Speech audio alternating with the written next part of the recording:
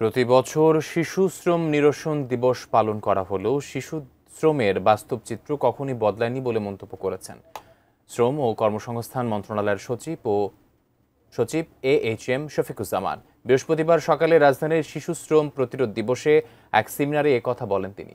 জানান, আগামীতে গৃহকর্মীরাও যাতে একজন শ্রমিকের মতো সব সুযোগ সুবিধা পায় সে বিষয়ে নতুন করে কাজ করছে তার মন্ত্রণালয়।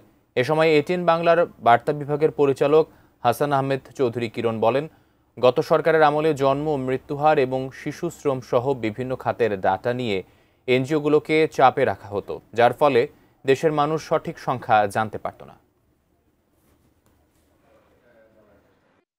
বাস্তবতা কি, আমরা প্রতি বছর 12 জুন পালন করি, বিশ্ব শিশু শ্রম নিরসন দিবস পালন করি।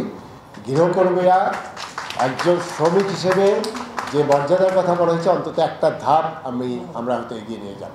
এই যে মিথ্যা ডাটা যে তথ্য বিগত সরকার দিত, সেই দ্বারা তথ্যের কারণের জন্য কিন্তু এখনো পর্যন্ত আমরা নিশ্চিত করে বলতে পারছি না যে আমাদের শিশু শ্রমিক কতজন শিশুরা কাজ করছেন, অধিক যারা ঝুঁকিপূর্ণ কাজ কতজন অধিক ঝুঁকিপূর্ণ কাজ করছে। তো বাংলাদেশকে ফুলিয়ে ফাঁপিয়ে দেখানোর একটা প্রবণতা বিগত সময় আমরা দেখেছি।